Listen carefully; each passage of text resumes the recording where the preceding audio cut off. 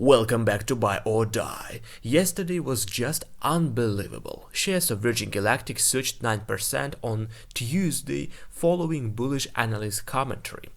Well, actually the growth was much higher, about 12%, but the price went down a little bit by the end of market session.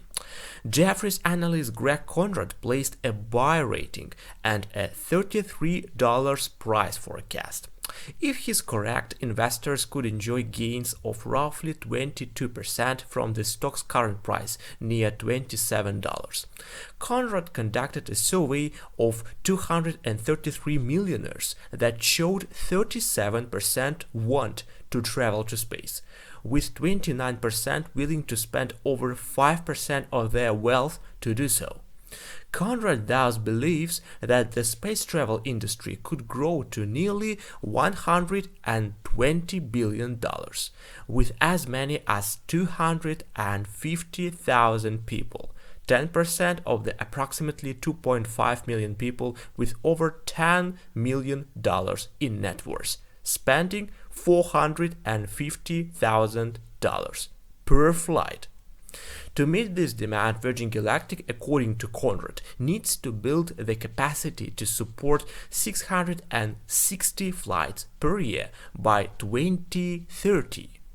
In turn, he estimates that the space travel company could produce revenue and operating profits of $1.7 billion and $680 million, respectively, by that time. For me, it's funny that all people know that long-term perspectives of Virgin Galactic are awesome, but one negative commentary of analysts and the stock goes down, a positive one, it goes up. Extremely volatile stock, one accidental blow of wind and it goes somewhere.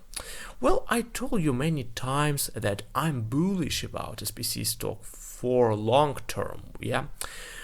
But as for short term, it can lose this 9% that it gained yesterday in 2 days easily if there is some negative news for stock market in general.